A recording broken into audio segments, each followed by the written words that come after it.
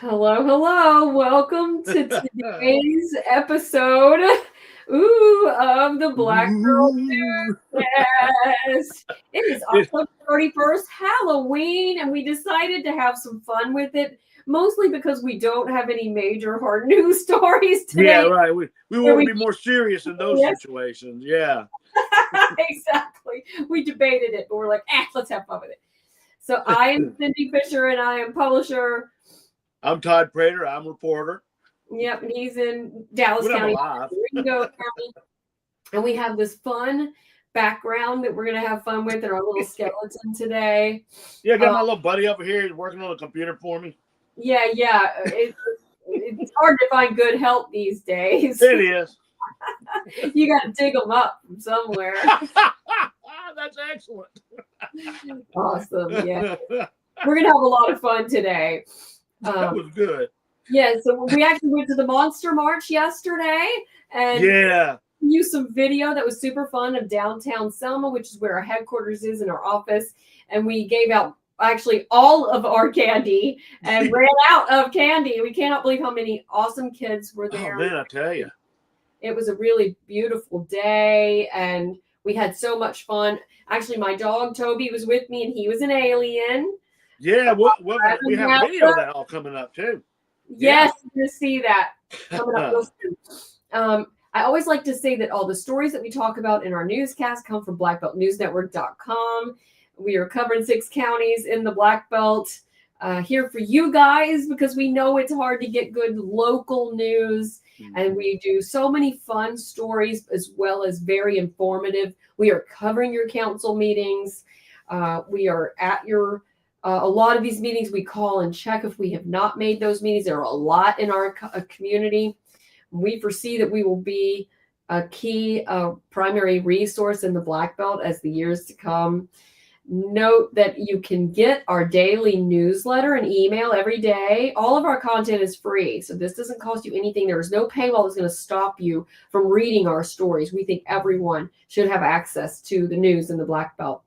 So sign up for our daily newsletter. All you got to do is put your email in. I'm not going to sell you anything or sell your data. And that's a big thing too. That's important.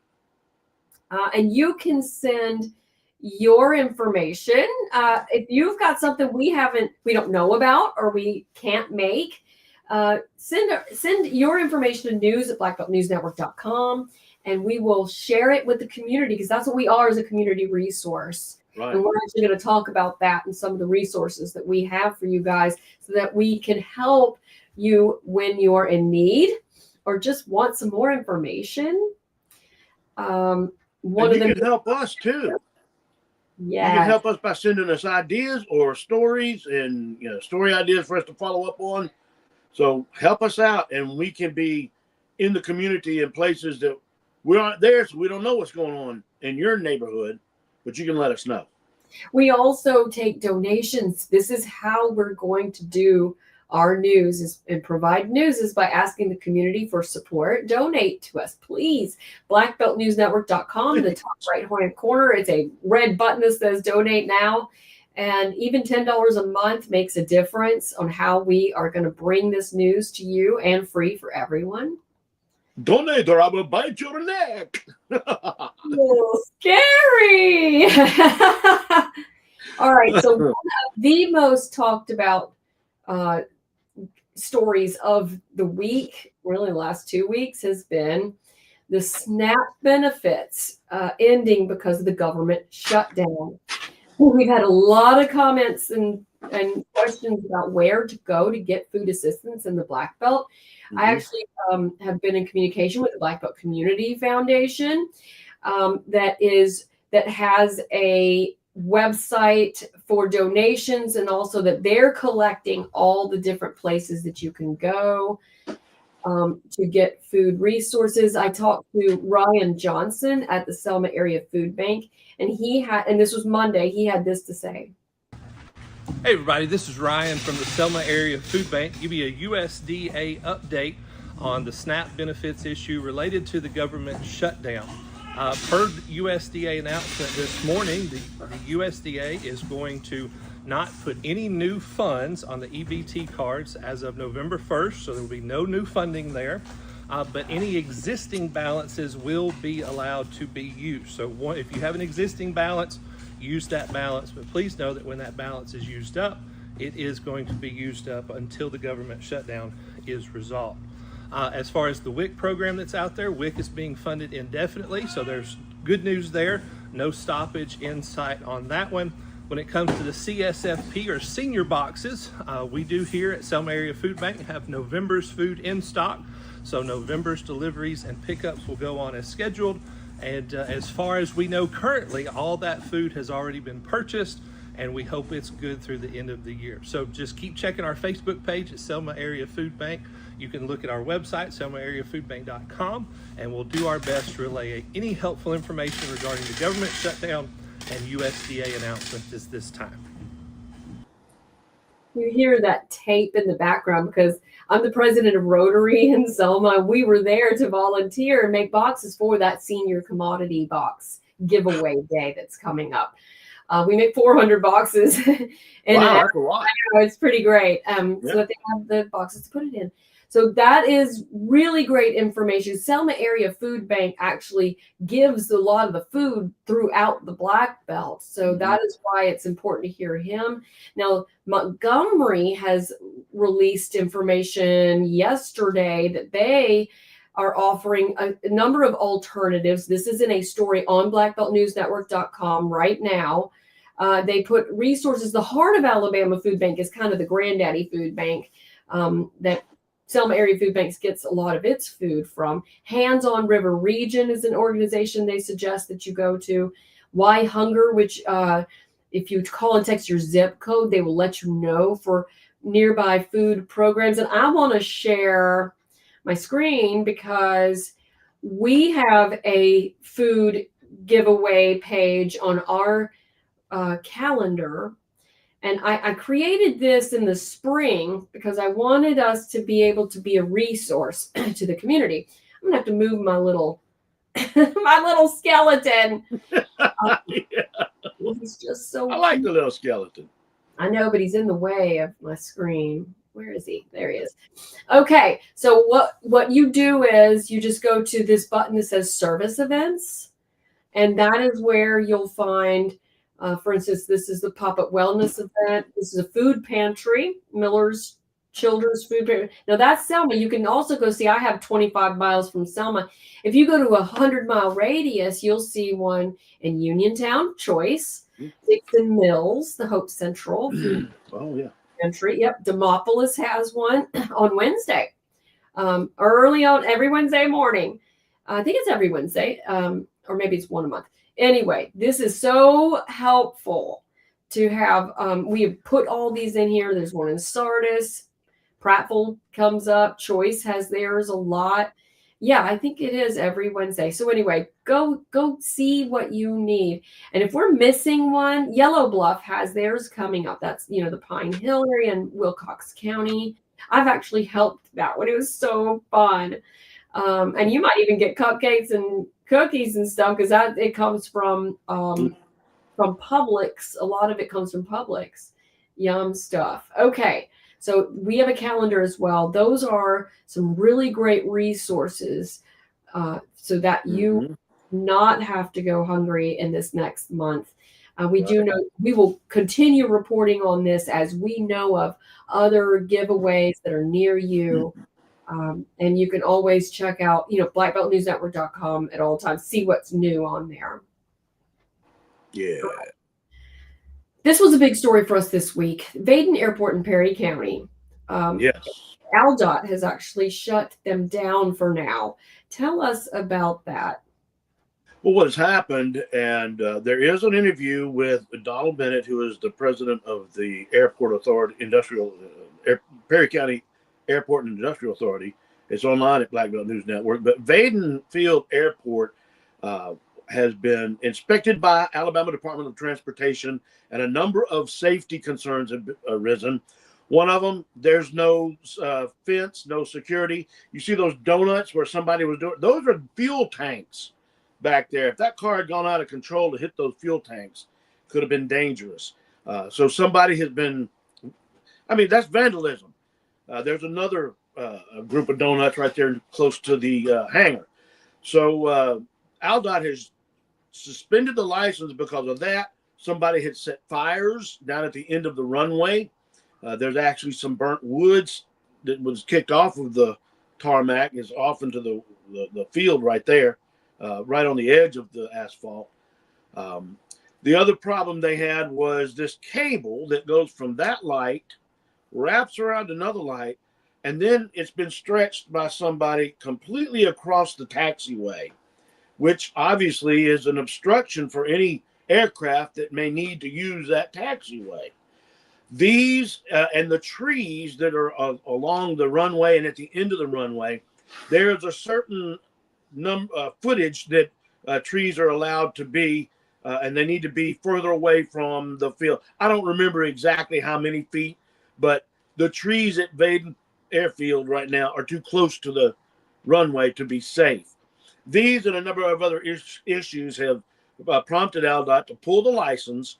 And Donald Bennett explains in the interview that's online right now that there are some grants in the works, some monies that are already available that they're using to clear the trees, and to the sheriff patrol has been increased. They're about to install security cameras and a number of other things because they do have big plans for Vaiden. And Vaiden could be a very viable, important area for Perry County for industrial and economic development. All that's in the interview. If you want to get all the details, go to blackbeltnewsnetwork.com to find the details. But this is, according to Mr. Bennett, a temporary situation, and which obviously we all hope so. Right. They're repeated violations, so that's why they took the. Right. Some of these Aldot has mentioned in the past, right, and they haven't been rectified yet. But according to Mr. Bennett, they will be. All right. We will keep you posted on that. Yes, we're going to keep watching that because that, I mean, that's that kind of an airfield is very important for industrial development, and Perry County needs that industrial development. For now, I know the Marion Military Institute has moved their pilot program to Selma because they work with Resicom, right? Resicom, and so they had already moved all of their classes to Selma. So if they get this back, they might have the opportunity to move it back to Vaiden. Right. Exactly. And by the way, we're going to have an interview up very soon with Colonel Mollahan, who is the president of MMI. I had a wonderful time interviewing him, what was it, day before yesterday? And I'm going to put that together. That'll be up soon, too. And he talks about the flight school. So that'll be some interesting stuff there. Yeah, speaking of MMI, I was on their campus yesterday. Yeah, it was Thursday. It all blends in. For Innovate Alabama had a program where they were honoring the winners and recipients of grants, which includes Donald Bennett, buried on the right, because he is the head of Main Street Marion. Right.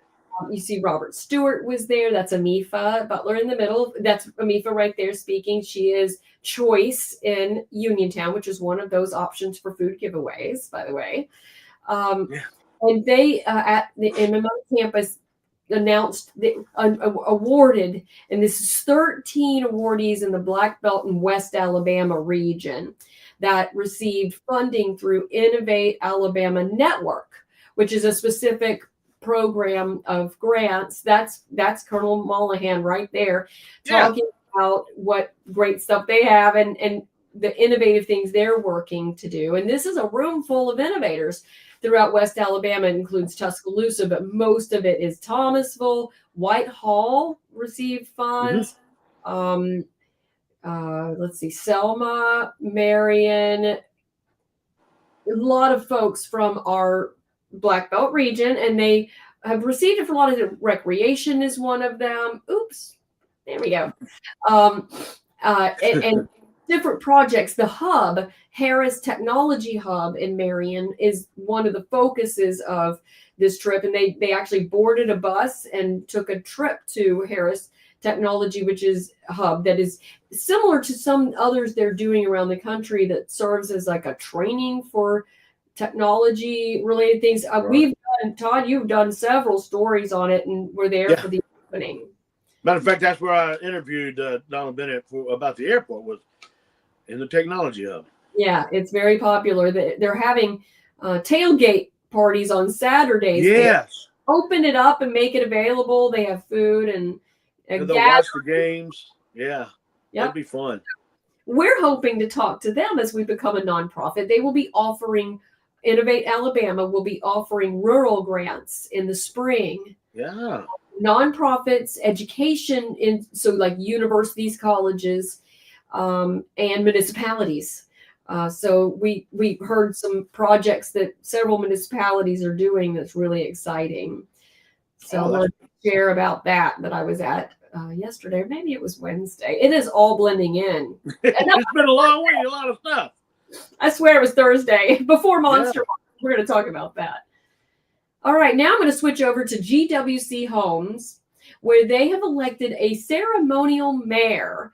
I love this so much because it's the community saying, we know what we need. Right, here she is. This is the mayor. It's Latalia Rivers. So while at the same time, we have been electing a new mayor and council, this is GWC saying we want to have someone representing us in our, this is a housing development that's part of Selma Housing Authority. And the mock elections to elect Latalia, for instance, as mayor, and then the others as city council and as a school board as well, was sponsored by the Civic Engagement Corp, which is a part of the Foot Soldiers Park. Yep, so that they can just feel engaged. And this is the idea that they're going to be doing a lot of and there's a full story on blackbeltnewsnetwork.com about what she wants to do. And she has met with Mayor-elect Moss, Johnny Moss III. Mm-hmm. He starts Monday. That's right. There is a swearing-in ceremony Monday at noon for Johnny Moss III as Mayor of Selma, and also the council members and the school board members. And Black Belt News Network will be there. We will be covering that, and so we'll have news out of that on Monday. And also, Demopolis is hosting theirs. Right. And was it Camden's is also Monday? Camden is Monday. The only one that there was question was Uniontown, because there's a challenge to the election. Yeah. But let's see, Camden, Demopolis, Selma, Marion, everybody is on the 3rd. Most of those are at their council meetings, because most of them have council meetings on Monday. Selma, on the other hand, does not. So it's going to be a special ceremony. Right. So that's why they're doing a full ceremony. All right. I do have some Selma City Council news that I'm going to just do it as a roundup. Yeah, there you go. So American Deli on Highway 80 has had a lot of controversy because they are 24/7. So they have a lot of congregating of folks. And the question is, should they, I'm going to go find that story. Should they have more security? So Councilwoman Janie Thomas has questioned whether there should be more security there. There have been, and we have this in our story about how many, and I'm trying to find it, y'all. I know I misspelled it. Sorry. How many events have actually happened there? So she'd like to see an increase in security there, and even thinking about whether they should continue having a business license if they don't. And her Ward 7 is right up at that, if not including that area. Selma Police Chief Kilter Fulford said he agrees that businesses need to have security officers to help with crowds. In 2024, July of 24, there was a man that was killed in a shootout in the Right. American Deli parking lot. So this does Yeah, happen. we had a story on that, as a matter of fact. We sure did. We did. I think I wrote that one. So it important to talk about those kind of things. Now, there's also talk about there is land that was annexed from Valley Grande into Selma that is going to be where we're going to have development of 20 or 56 more apartments. And it's the developers are the same developers that did the lodges on Lincoln. Yeah.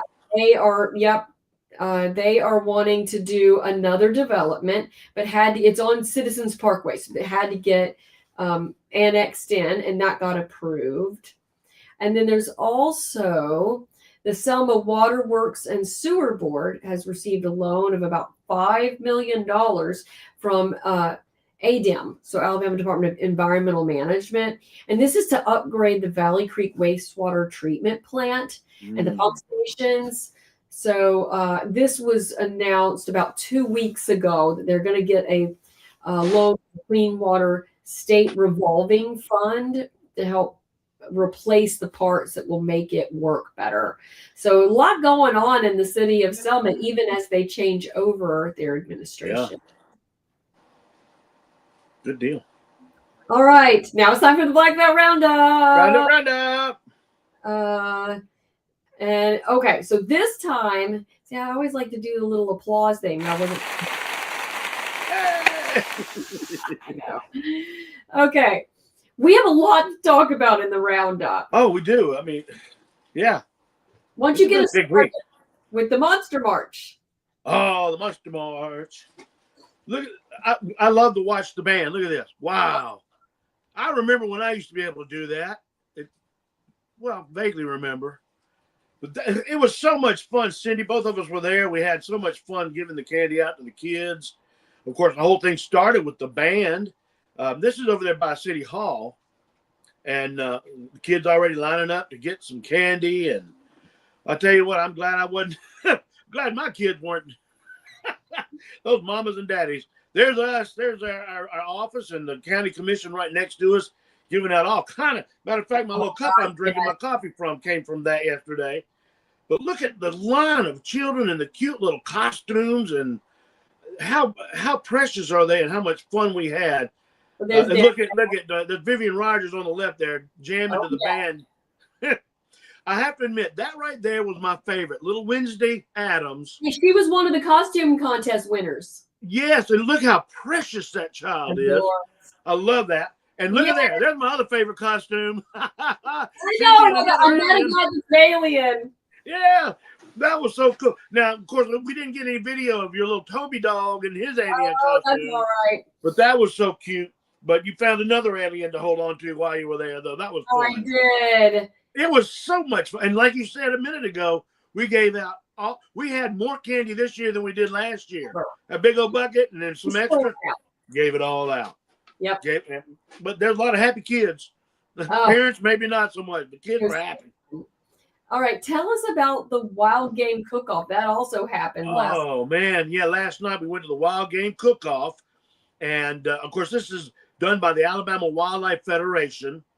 And they are a conservation group that helps fund a lot of conservation efforts around the state for hunters and fishermen and hikers and whatnot. And they do this as a fundraiser. It's one of the biggest fundraisers. They've changed the venue. If you notice, that's at the pavilion that's down by Selma Marina. And, of course, they do these. There's 13 around the state. This is the Selma version. The AWF actually built that pavilion.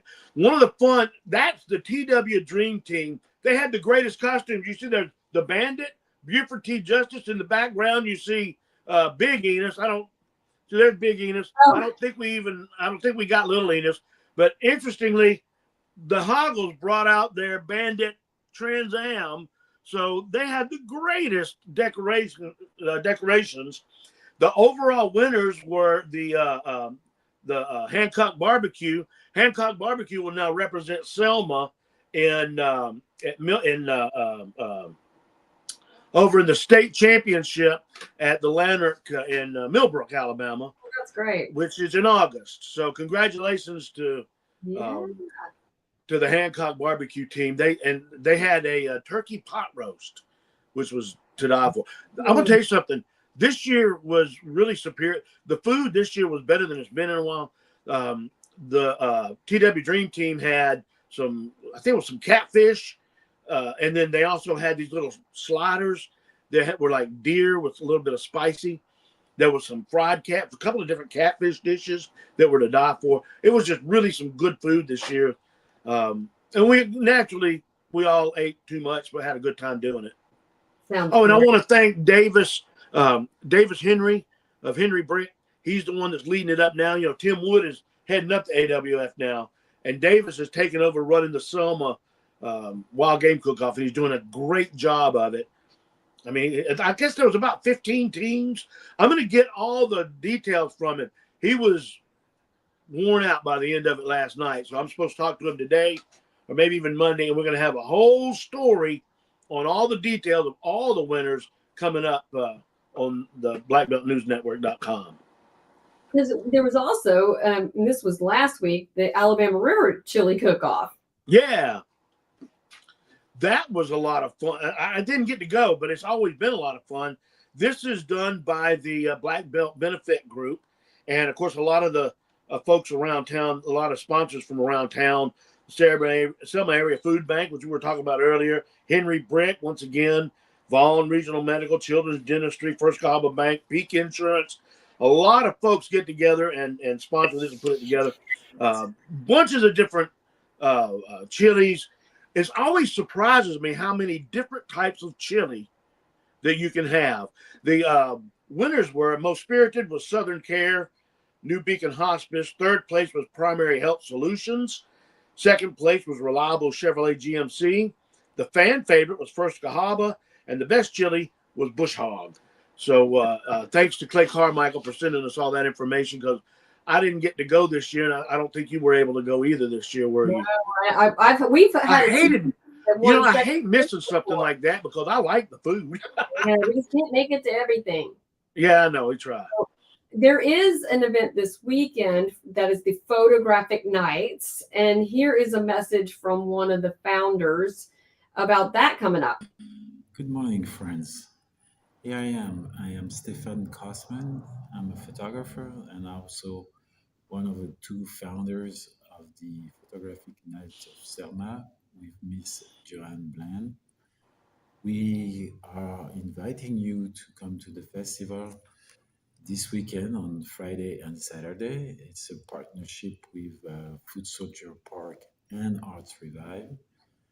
The first event will start at 9:30 a.m. Friday morning. There will be presentation all day long until 7 o'clock at night, where we're going to screen about 15 photographers on Friday night and also 15 photographers on Saturday night. Everybody is welcome. It's a free event. And after the screening, there will be a get-together drink for the one who wants to stay with us. Thank you again, and welcome you to the festival, the 6th edition of the Photographic Nights of Selma.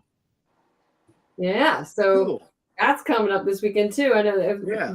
Land helped start that. Can we go back to last weekend real quick and do the car show thing? Oh yeah, tell me more about the car show. Yeah, I wanted to talk about this because it's kind of near and dear to my heart. It was to support the Arise Male to Men Mentoring Program, Arise Services. We held it was really a cruise in. There's my little Falcon at Dave's Market. First of all, I want to thank Dave for letting us be there. It was a perfect venue, a beautiful day. We had about 15 cars at any one time on the field, and for a show with no trophies and whatnot, that was great. We had that Falcon and that Galaxy right there. They drove all the way from Prattville to be here to support Arise. We raised about $450 for Arise Male to Men Mentoring, just donations. Here's another interesting thing. The Corvette Club came out. And if you notice, there's on the next to that Corvette, there's that little black Trans Am again. Same one that was at the Wild Game Cook-Off. That is the Hoggles, the same Hoggles who put on the Marion Rodeo, have that car and came out. And I want to thank them for doing that. Those two Cadillacs came in late. Beautiful cars. Again, it was to support Arise Mail to Men mentoring. We're going to do this again in the spring. And this time we're even going to have some prizes and awards for, the best car and whatnot. So we're looking forward to that. And I want to thank Dave again, because Dave was so happy with it. He wanted to do it again in the spring also. And hopefully we'll have more cars even then. And we'll give away a cash prize or something for the best. But that was last Saturday. And thanks to everybody that came out. And again, I can't thank Dave Oliver enough for being so generous. He does so much for the community to begin with, that letting us do that was really nice. I appreciate that very much. All right. It was a fun day. So I always like to remind you guys that we are a nonprofit. So Yes. we need donations to keep going with what we're doing. So it's tax deductible. As we approach the end of the year, you need some write-offs. Oh, yeah. Opportunity for that write-off, and that way we can afford to have all these great stories that we present to you guys for the website costs, the people costs, the Right. costs. We love having that office, but it costs money to have that office in downtown Selma. Help us in any way that you can. We also have applied for reporters to join us with Report for America. If you want to help us, pay for a reporter that's going to help us with criminal justice. Right. So much going on. We had 2 shooting deaths in Selma this week, one Saturday night, one Tuesday night. In these 2 cases, they were both grown-ups, but most of ours this year, out of the 11 murders, have been teenagers and young people. So we are hoping that we can get some more solutions to that. So please. And I'm not one to toot my own horn, but I do want to toot the horn of Arise. That what you just said, Cindy, about the teenagers is the very reason why when I was asked to be part of the Arise board, I decided to do it, because Arise is mentoring kids in elementary school to try to keep them from doing those kind of things in the future. And that mentoring and that taking care of our children now is some of the things we need to be focusing on, so that we don't have to report about teenagers shooting each other. Yes, we do not like it, but Yeah. we do what we have to do. I do have one advertiser note. We do have Medicare open enrollment is right now. Mm-hmm. 7th, it is still going. The last one for Marengo County is actually today from 9 to 1, but there is another one coming up, and this is ATRC Aging that is hosting this. If you need information and need to apply, check with Sherry Bush at Dallas County Public Library on the 17th. So mark that on your calendar. It is not too late to get some more information and find out if you're eligible and to enroll. And we want to be here to help you guys as you with any of the needs that you have. Let us know. Email us if we need to look into something at news@blackbeltnewsnetwork.com. Yes, please. And I think that is it's a lot of stuff. That was a big one. That was I think we covered everything, didn't we? Yeah, and we did it all in our costumes. All in the costume, yeah. Can't wait to do this, to give out candy tonight on Halloween. Oh yeah. Be safe and enjoy your Halloween, and we will see you guys next week. Have a great week. Thank you.